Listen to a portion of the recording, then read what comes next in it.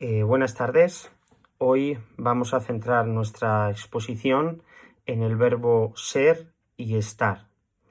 Voy a abordar tres grandes bloques en esta exposición. Los dos primeros son en relación al artículo de don Jaime Cuesta sobre simplificar los usos del verbo ser y del verbo estar en la enseñanza de L. Y el tercer gran bloque va a ser sobre el artículo del número 3 de la revista L de don Enrique Aletá sobre las pautas para la presentación de los verbos ser y estar. Al fin y al cabo, creo que es muy importante saber transmitir la enseñanza de ambos verbos a los alumnos con los que vamos a trabajar. Por eso sí que quería hablar de ello en el final de la presentación. Con respecto al primer artículo, se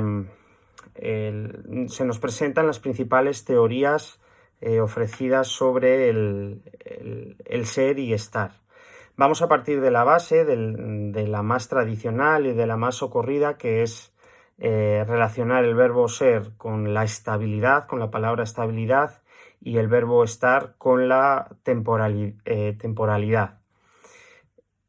Tanto en este ejemplo como en la mayoría de los ejemplos que vamos a ver hay excepcionalidades y uno de los que más me ha llamado la atención es de La paz está en Bolivia. Por lo tanto, esta primera idea tradicional y socorrida de asociar el verbo ser con estabilidad y estar con temporalidad ya tiene una excepción. Por lo tanto, esa va a ser la tónica de los verbos ser y estar, aunque al final de esta exposición vamos a ver qué postura puede ser correcta a la hora de transmitir esto a los alumnos y qué alternativas hay.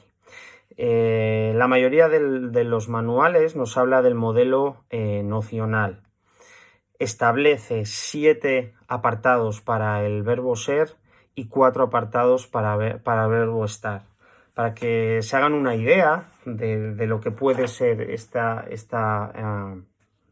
estructura, esta teoría, tienen en la columna roja las acepciones o los significados del verbo ser y del verbo estar, diferentes significados en función de diferentes aspectos y todas sus excepciones.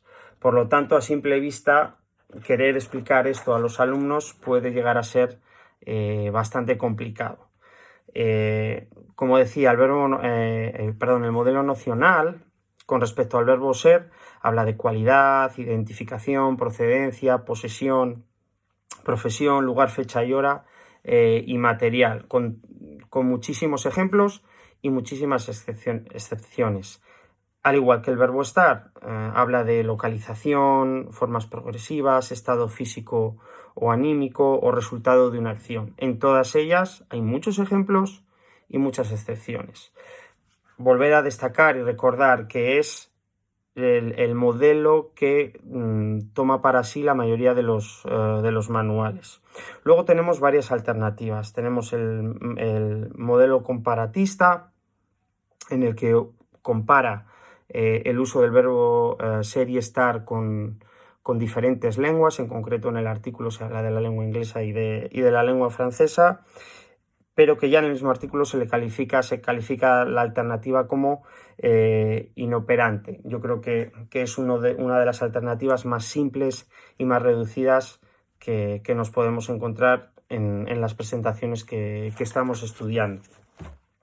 Luego tenemos el modelo aspectual, que toma como referencia, hay dos bloques que utiliza el aspecto perfectivo y el imperfectivo, y a partir de ahí construye las teorías y reglas de uso del verbo ser y del verbo estar. Asocia el verbo ser con un modelo imperfectivo que vuelve a las propiedades permanentes y el estar con uno perfectivo que se refiere a estados transitorios. Hay autores que también aportan sus ideas y todos ellos, al igual que hemos dicho desde un principio, con sus excepciones. Tenemos a Gaya, que en 1961 habla de los enunciados perfectivos con estar. y habla de la pared está pintada, por ejemplo. Clemens en 1988, muy similar a Gaia en cuanto a su teoría, pero añade el verbo estar, que dice que es el nexo entre una situación anterior y una situación resultante. Curiosamente, esto conecta con las pautas de enseñanza que veremos al final, en las que Enrique Aletá habla de una manera de presentar el verbo estar, que tiene que ser de sustitución de otros verbos, pero que veremos más tarde. También tenemos a Carlson, 1977, que habla de enunciados acerca de individuos, tienen un valor estable y deben utilizar el verbo ser, y los variables el verbo estar. Volvemos a la noción inicial de estabilidad y no estabilidad con respecto al verbo ser y al verbo estar. Y luego tenemos un par de autores más, Berquil en 1993, que hace una clasificación referida a estados, a procesos y eventos, y señala determinados verbos en función de esa clasificación. Por ejemplo, los estados habla de amar, detestar, odiar; los procesos habla de conducir, empujar; los eventos por ejemplo, abrir, pintar. Y como última reseña, Marín, que habla sobre todo de los adjetivos para hacer una clasificación. Habla de limitados temporalmente y no limitados, y los llama acotados y no acotados. Pone como ejemplos de acotados: cuidadoso, sabio, en los que se debe utilizar el verbo ser, y los no acotados habla de contento y descalzo, en los que hay que utilizar el verbo estar. Al final, la excepción es muy sencilla: Juan es malo, Juan está malo. Según él, dice que el problema ahí es que el adjetivo debería ser diferente, pero ambas, por ejemplo, son gramaticalmente correctas, ambas se entienden, y por lo tanto yo creo que es una teoría que también tiene sus excepcionalidades y que hay que especificar, y que volvemos a lo que hemos dicho antes. Encontramos una estructura muy difícil de explicar a los estudiantes si queremos que les quede más o menos claro. El segundo bloque que quería abordar, que está dentro del mismo artículo de don Jaime Cuesta, es la propuesta que él nombra la propuesta que hace el Instituto Cervantes en su currículum de L. Él habla de cuatro bloques o cuatro partes importantes, y especifica muy bien el criterio que utiliza en cada uno de ellos. En el primero utiliza un criterio nocional, en el segundo un criterio gramático nocional, en el tercero un criterio totalmente gramatical, y en el último un criterio semántico gramatical. En el primero reconoce los principales usos del verbo ser, identificar con sustantivos, etcétera, etcétera. En el segundo, que es el criterio gramático nocional, distingue los usos del ser y estar con adjetivos calificativos y para expresar localización espacial. En el tercero, que es el criterio gramatical, utiliza los usos de estar con adverbio de modo, con de más sustantivo y con participio. Y en el último, que es el criterio semántico gramatical, dicen que ser y estar pueden cambiar en función del adjetivo calificativo que les acompañe. Bueno, esta propuesta es la que don Jaime Cuesta propone como la correcta a la hora de explicar el verbo ser o el verbo estar.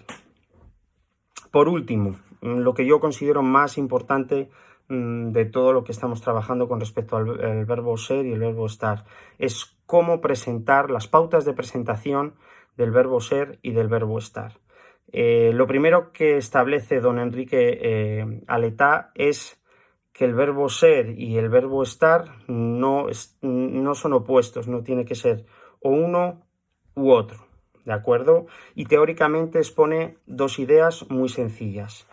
Dice que el verbo ser no contiene léxico alguno y que expresa equivalencia entre dos miembros, y habla del A, el B, y A es igual a B.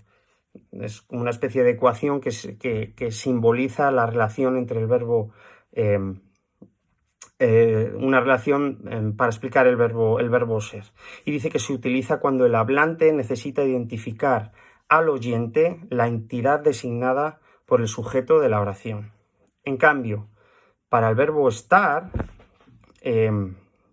dice que es portador de un contenido más o menos preciso de estado con algunas connotaciones, y habla de tres. Habla de localización, de estado físico o anímico y habla hasta de resultado.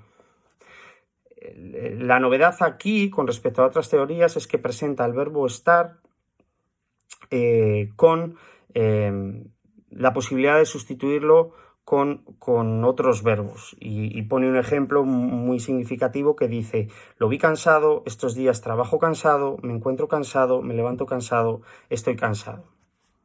Por último, que nos estamos pasando de tiempo, propone tres modelos de ejercicio para explicar la diferencia entre el verbo ser y el verbo estar. Uno en el que el verbo ser se utiliza para profesiones, cantidades, tiempo, fecha, etc. Otro en el que utiliza el participio para explicar las diferencias, y otro en el que utiliza el adjetivo para explicar también las diferencias y usos del verbo ser y del verbo estar. Bueno, espero que os haya quedado un poco más claro el significado del verbo ser y del verbo estar, de sus usos y de cómo presentarlo. Muchas gracias.